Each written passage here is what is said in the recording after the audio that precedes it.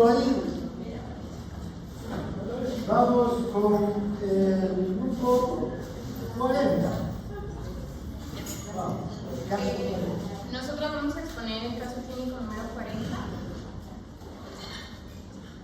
Es un paciente del sexo masculino de 59 años de edad que presenta disuria, dicturia, dificultad para orinar, goteo, fiebre, dolor perineal y orina turbia, dando un diagnóstico de prostatitis. La próstata es una glándula sexual accesoria del hombre ubicada debajo de la vejiga y delante del recto. Tiene el tamaño aproximado de una nuez y envuelve la uretra, que es el conducto por donde se vacía la orina a la vejiga. Junto a otras glándulas sexuales, producen el líquido que transporta los espermatozoides durante la eyaculación. Ahora, la prostatitis es un trastorno de la próstata que se caracteriza normalmente por la inflamación. Puede ser bacteriana o no bacteriana. La bacteriana puede ser aguda crónica y suele estar asociado a los patógenos urinarios típicos como Klebsiella, Proteus, Escherichia coli, Pseudomonas, Clamidia, etc. Y la no bacteriana puede ser inflamatoria o no inflamatoria. Por lo general hay 4 tipos de prostatitis. Prostatitis bacteriana aguda, que suele estar acompañada de síntomas repentinos y muy graves. La prostatitis bacteriana crónica, que es recurrente o continua y tiene síntomas menos graves. La prostatitis crónica o síndrome de dolor pélvico crónico es un dolor pélvico continuo recurrente con síntomas en las vías urinarias sin signos de una infección. Y la prostatitis inflamatoria sintomática son signos de una inflamación sin síntomas. Ahora, los síntomas en general varían dependiendo del tipo de trastorno de prostatitis, pero generalmente son dolor o sensación de ardor al orinar, micción, dificultad en la micción como goteo o vacilación urinaria, micción frecuente, especialmente en la noche, necesidad urgente de ir al baño, sangre en la orina, dolor al eyacular, dolor en el espacio entre el escroto y el recto, orina turbia, dolor en el abdomen, la ingle o la región lumbar, y fiebres, calofríos o malestares generales que se asocian a una herida. Ahora, su fisiopatología. Normalmente la próstata es un área estéril, por lo que la prostatitis bacteriana tipo 1 y tipo 2, que es la aguda y crónica específicamente, tienen distintas vías por las cuales llegan a infectar la próstata. Estas son la vía descendente, que es cuando las bacterias se encuentran en la orina. La vía ascendente, por ejemplo, en un paciente con nefritis o que se le ha manipulado la uretra, se ha infectado. La vía hematógena, que es más rara, pero es posible y es debido a una infección sistémica. La vía canalicular ascendente, que puede ser por algún paciente con una orquiditis por flujo de las bacterias de la próstata. Y por una curación directa, que normalmente es por una biopsia transrectal de la próstata. Ahora, a la hora de elegir el grupo farmacológico, tuvimos en cuenta que los antibióticos tienen difícil llegada al tejido prostático, por lo que hay ausencia de transporte activo y las células endoteliales de este tejido suelen estar tan unidas que es muy difícil el paso a cualquier sustancia, por lo que el transporte de sustancias en esta área suele ser casi al 100% un transporte pasivo que depende de la liposolubilidad de las sustancias, el tamaño de la molécula, la unión de las proteínas o el grado de ionización de estas. Así que nos quedamos con estos grupos de fármacos.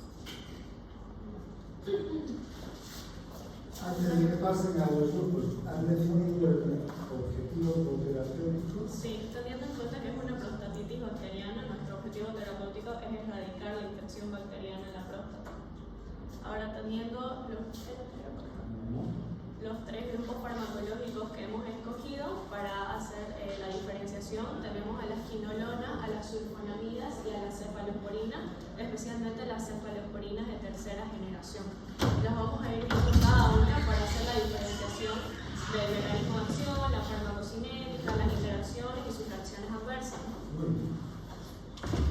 Primero empezamos con las quinolonas. Su mecanismo de acción, si bien recuerdan, era inhibir la síntesis del ADN bacteriano. ¿Esto cómo lo va a hacer? Una vez la quinolona entra a la bacteria por medio de sus porinas, esta se va a unir va a inhibir unas enzimas. Tenemos dos enzimas, la ADN girasa, que está más frecuente en las bacterias gram negativas, y la topoisomerasa 4, que está más frecuente en las bacterias gram positivas. Si inhibe estas enzimas que se encargan del enrollamiento del ADN bacteriano por medio del ATP, no se va a poder producir la síntesis del ADN bacteriano, por lo tanto va a ser un bactericida. Luego tenemos la farmacocinética, que es muy importante para la prostatitis en las quinolonas. Lo más importante de la absorción es que se va a absorber muy bien por vía oral, aunque también hay por vía parenteral, ¿no? Con una biodisponibilidad del 50 hasta el 90%, no va a tener ninguna relación con los alimentos, pero sí se va a quedar con lo que son algunos minerales como el calcio, el aluminio, el magnesio, el hierro, el zinc, ¿no? Y va a tener una vida media de 1 hora y media hasta 16 horas. La distribución, lo más importante para la prostatitis es que va a tener una alta distribución en el tejido prostático, ¿no? Aparte del tejido prostático, va a estar en el tejido pulmonar, bilis y en menor frecuencia en el líquido cefalorraquídeo y también en el hueso. Hay que tener mucho cuidado en las embarazadas porque va a atravesar la placenta. Y en cuanto al metabolismo, bueno, es metabolismo hepático por el citocromo P450 y la excreción va a variar en este grupo dependiendo de qué fármaco, puede ser tanto hepático y renal su excreción. El siguiente. Decidimos ver el espectro antibacteriano que creímos que era muy importante para hacer la comparación. Bueno, las quinolonas van a actuar sobre los cocos gram positivos, gram negativos y los bacilos gram negativos, aparte de otros microorganismos. Pero ahorita los que nos importan son los de arriba, ¿no? Y los más importantes son los que tienen más cruces. Por ejemplo, la ciprofloxacina, el levofloxacino, el gatifloxacino y el moxilofloxacino. Pero vamos a ver una gran diferencia, que el ciprofloxacino sí va a actuar mucho más en lo que es la pseudomonas aeruginosa. Si pueden ver acá, tiene 2 cruces, a diferencia de los otros. El siguiente. Y en cuanto a sus reacciones adversas, sí tiene muchas reacciones adversas, las quinolonas, entre las gastrointestinales, que son las comunes, las hematológicas, ¿no? En el sistema nervioso central, y en las reacciones alérgicas, que es lo más común entre los fármacos, ¿no? Pero lo más importante es que hay que tener cuidado en los niños porque va a causar lo que es la artropatía y afectación del cartílago. Se puede producir una rotura del tendón, lo más importante es la rotura del tendón de Aquiles. Por su mismo metabolismo, por su misma farmacocinética, también va a producir daño hepático, daño renal y otra cosa importante es la prolongación del QT y las arritmias, ¿no? Ventriculares y la torsades esponites. Sus interacciones, igual lo más importante que podemos destacar es que asociándose a todos estos fármacos va a aumentar su acción de la mayoría de los fármacos. Por ejemplo, en los antiarrítmicos, ¿sí? Va a aumentar la prolongación del QT. Otra cosa importante en un paciente que toma warfarina, va a aumentar, ¿no? La acción de la warfarina. Eso sería lo más importante. Y ahora las sulfonamidas. Su mecanismo de acción es inhibir la síntesis del ácido fólico. Estos inhiben de manera competitiva la dihidroxilatasa, que es una enzima bacteriana que es responsable de lo que sería la PABA, que sería la paraminobenzoico. Hay que tomar en cuenta que este es bacteriostático, por lo tanto, los mecanismos de defensa celular y moral del huésped son esenciales para su erradicación. La farmacocinética se absorbe bien en lo que sería el tracto gastrointestinal, especialmente en el intestino delgado. Esta se absorbe aproximadamente en una administración de vía oral del 70 al 90%. Se distribuye bien en todos los tejidos, incluyendo el líquido cefalorraquídeo. En el caso del tejido prostático sí se distribuye, pero con mayor dificultad. Y alrededor del 40% son una proteína plasmática, en especial albúmina. Se metaboliza en el hígado, su principal metabolito sería la sulfonamida acetilada N4 y su eliminación es por la orina, puede eliminarse de forma inalterada como a través de productos metabólicos. Su espectro antimicrobiano es de amplio espectro, abarca proteínas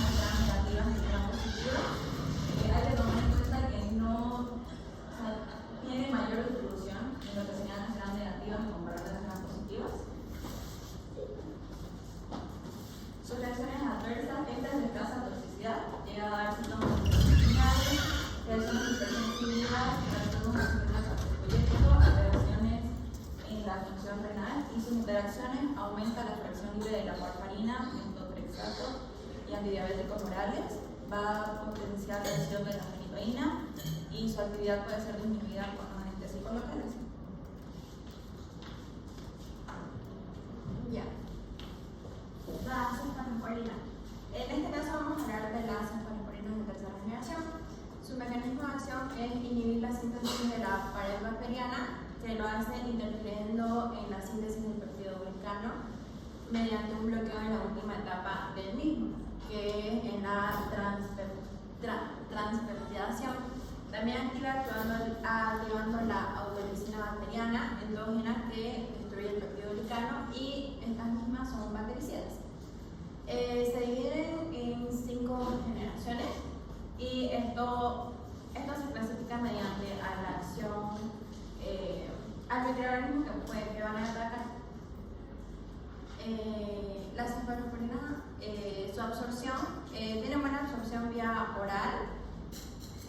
Solo son muy pocas las de tercera generación que son vía oral, son como 3 medicamentos, y las demás son parenteral, y no hay datos de cuánto se absorbe vía parenteral. Su vida media es corta, entre 30 minutos a 2 horas, excepto la ceftriaxona, que tiene vida media más prolongada, de 6 a 9 horas. Su distribución tiene baja distribución proteína, tiene bajo grado de unión a proteínas plasmáticas, tiene buena distribución tisular extracelular, tiene escasa concentración en el líquido cefalorraquídeo, y este aumenta en caso de meningitis. Atraviesan con dificultad el tejido prostático y atraviesan la barrera placentaria, dando escasa, y también son de escasa toxicidad. Su metabolismo es principalmente en el hígado, excepto cefotaxima, que es parcialmente hepato. La eliminación es renal, excepto en cefoperazona y ceftriaxona, que tienen 50% de excreción biliar. Su espectro antimicrobiano, más que todo en las de tercera generación, tiene mayor acción contra los gram negativos y tiene acción contra Pseudomonas aerobius y anaerobius. Sus reacciones adversas son principalmente reacciones alérgicas o de hipersensibilidad, como ser anafilaxis, broncoespasmos, prurito. Tienen depresión de médula ósea, que se caracteriza por una granulocitopenia, y tiene irritación local, puede causar toxicidad renal, pero no es muy común, y tiene diarrea asociada a antibióticos. También son electivas en embarazo, si se da el caso, porque no tienen tantos efectos adversos, y también tiene hemorragia y trombocitopenia. Sus interacciones es que con el uso con aminoglucósidos podría potenciar el efecto neurotóxico del POS, y con prosinemib se reduce el entrenamiento renal. Ahora vemos esta tabla, un resumen de todo lo que hablamos, por ahora como que más con el cruce se lo puede ver mucho más visual. Como vimos, el diagnóstico era de prostatitis y nuestro objetivo terapéutico, como ya lo dije al principio, era erradicar la infección bacteriana, ¿no?, en el tejido prostático. Los 3 grupos farmacológicos que habíamos escogido son la quinolona, sulfonamida y la cefalosporina de tercera generación. Haciendo una comparación con todo, ya que vimos el perfil farmacológico, que es la farmacocinética, la farmacodinamia, si bien vemos que actúa en estas bacterias, no todas tienen la misma eficacia. Las quinolonas van a tener mucha mayor eficacia, lo vamos a ver luego en otra tabla, y la seguridad, o sea, en cuanto a las reacciones adversas medicamentosas, si bien las quinolonas no son tan seguras, porque ya vimos que tenían muchas reacciones adversas, igual las sulfonamidas, las cefalosporinas eran mucho más seguras. En cuanto a conveniencia, creemos que las sulfonamidas y quinolonas son mucho más convenientes porque hay una presentación vía oral, lo cual facilita al paciente. En cambio, las cefalosporinas, como ya mencionó, la mayoría son por vía parenteral. El costo igual es mucho más barato las quinolonas y las sulfonamidas, las cefalosporinas no tanto, porque hay que pagar además a alguien para que te inyecte por vía parenteral y es mucho más caro. En cuanto a nuestro medicamento PET, nos quedamos con las quinolonas y tenemos 2 opciones, entre la ciprofloxacina y la levofloxacina. La siguiente, por favor. Aquí les dejo una tabla en donde se ve mucho más detallado una diferencia entre la cipro y la levo, ¿no? En cuanto al espectro antimicrobiano, vemos que la ciprofloxacina tiene, si bien son del mismo grupo y tienen casi el mismo espectro antibacteriano, la cipro va a actuar más en la pseudomonas aeruginosa, como ya mencioné al principio, ¿no? Y aparte en gram negativos resistentes, lo cual no tiene la levofloxacina. En cuanto a farmacocinética, igual dijimos que atraviesan el tejido prostático, pero la cipro atraviesa con mucho más facilidad porque es más liposoluble. En cambio la levo lo penetra, pero no tanto, ¿no? En cuanto a reacciones adversas, van a tener las mismas, pero hay mayor frecuencia de reacciones adversas en la levofloxacina. En cuanto a presentación, las dos tienen vía oral y vía intravenosa. En cuanto a la dosis, el de la cipro es de 500 miligramos cada 12 horas, 2 veces al día, mientras que la levofloxacina es 500 miligramos una vez al día, cada 24 horas. Luego el costo, vamos a ver que la ciprofloxacina es mucho más barata que la levo. Esto según datos de Pharmacorp. Tenemos que vía oral cuesta 1,89 y intravenosa desde 26 bolivianos. Esto tomando los fármacos genéricos, ¿no? Y la levofloxacina en vía oral desde 6,85 bolivianos. Llegando a la conclusión de que vamos a escoger la ciprofloxacina, la única, por decir, la parte negativa de la cipro es que se toma 2 veces al día, a diferencia de la levo, ¿no? Pero teniendo en cuenta que penetra mucho mejor en el tejido prostático, que tiene tal vez menos probabilidades de tener reacciones adversas, teniendo en cuenta todo eso, la escogimos de todas maneras a la cipro. La ciprofloxacina, comprimido de 500 miligramos, administración vía oral cada 12 horas, con una duración de 7 a 14 días. Y aquí tenemos una fotito de la cipro vía oral, la que tenemos acá en Bolivia. Eso sería. Gracias. ¿Alguna pregunta?